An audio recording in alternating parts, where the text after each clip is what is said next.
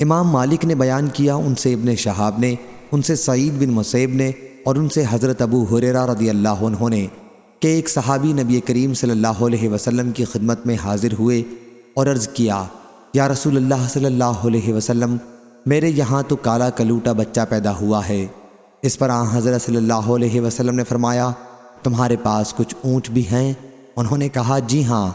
آن حضرت صلی اللہ علیہ وسلم نے دریافت فرمایا، ان کے رنگ کیسے ہیں؟ انہوں نے کہا کہ سرخ رنگ کے ہیں۔ آن حضرت صلی اللہ علیہ وسلم نے دریافت فرمایا، ان میں کوئی سیاہی مائل سفید اونٹ بھی ہے؟ انہوں نے کہا کہ جی ہاں۔